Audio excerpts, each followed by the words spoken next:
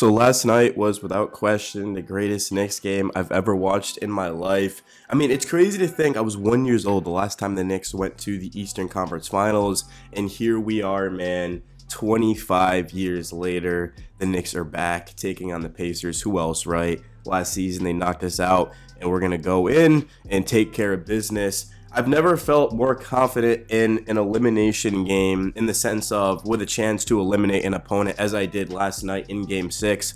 I understood that the Knicks were going to come out swinging. They were going to play desperate. They knew that they had to get that game because all the pressure was on them. And they came out immediately playing great defense, knocking down shots. And Josh Hart really set the tone with his ability to rebound and get after loose balls. The Knicks just got scoring from everyone. Like Deuce McBride off of the bench ends up giving the team 10 points.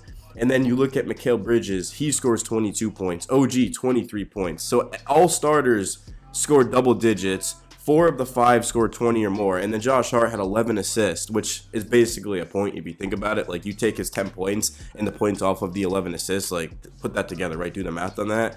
And then 11 rebounds. So Hart triple doubles. He's got the most triple doubles in a single season in Knicks history, and he continues to pour it on.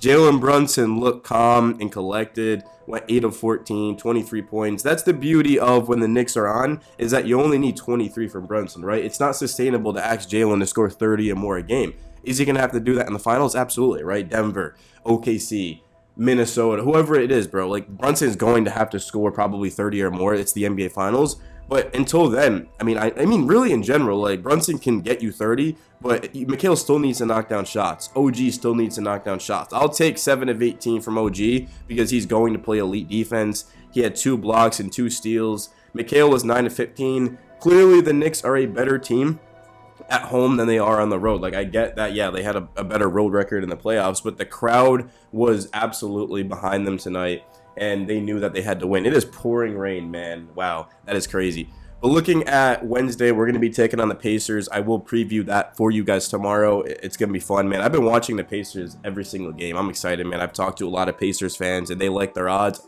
We like our odds as Knicks fans. It's going to be fun.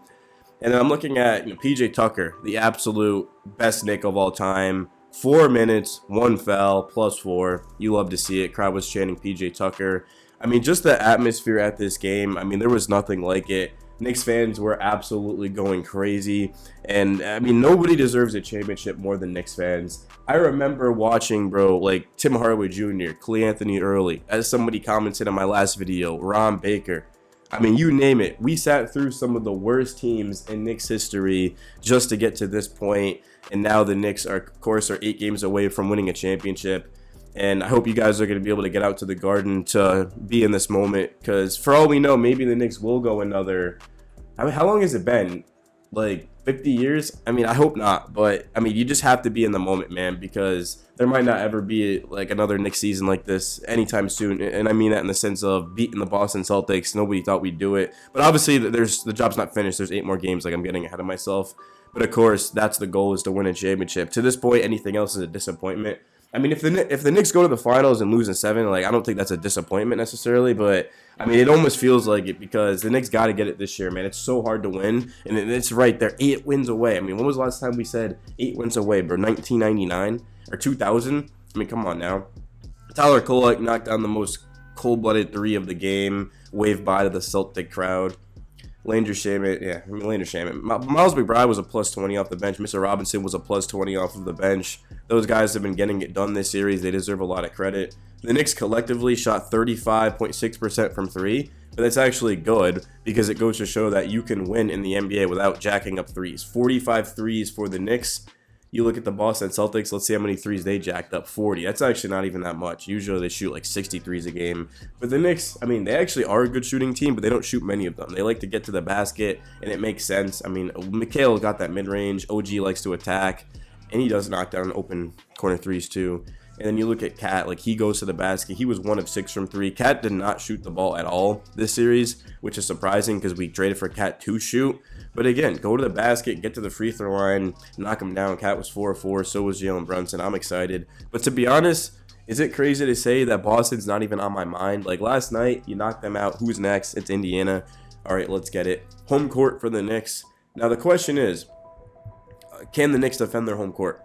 They're going to have to do that because, last year the Knicks, well, they did lose a game 7 at home, but they also won the first 2 games at home of the series.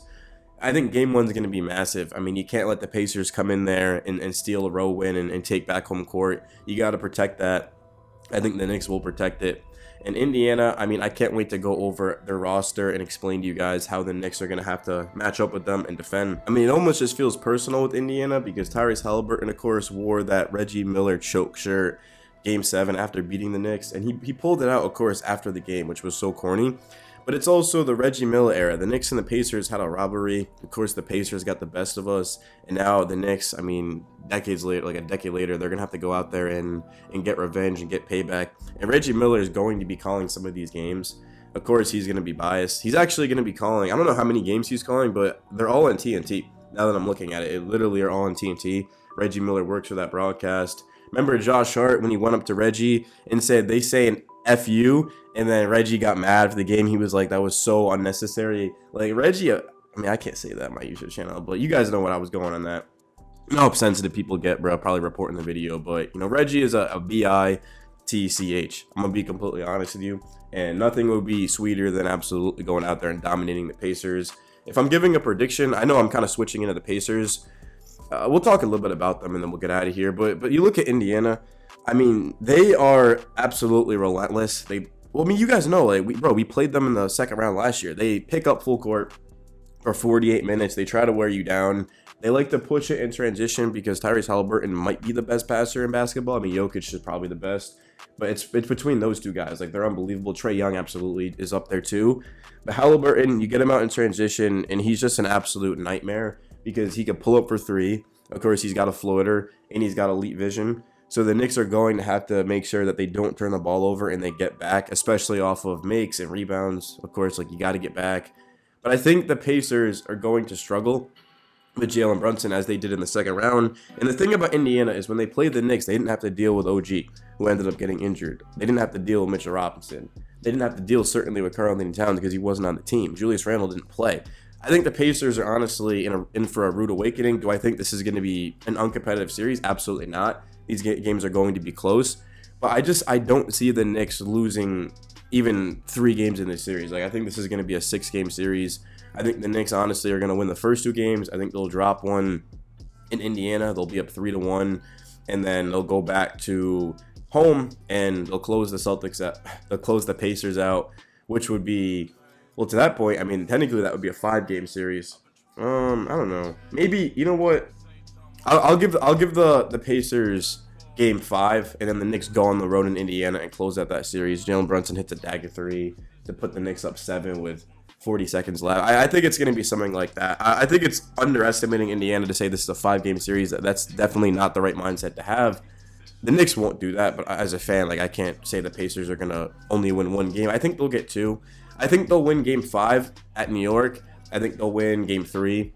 And then I think the Knicks will win game 1, 2, 4, and 6. I think that's how it's going to go. Let me know if you guys agree or you disagree down below in the comments. But looking at the Pacers, let me pull up their depth chart. I mean, Miles Turner, he's an absolute menace. He's an absolute stud. He's going to protect the rim and stretch the floor. Because of his ability to do that, well, all of a sudden, the Knicks are not going to have Cat rim protecting. That's what he does best, is that help side rim protection. Cat is able to protect the glass and protect, of course, the paint. But he's not going to be able to do that if he's on Miles Turner. Pascal Siakam, who guards him? I mean, do you put OG on him? I think OG's a little bit undersized, but he's their best option. Hart is too small.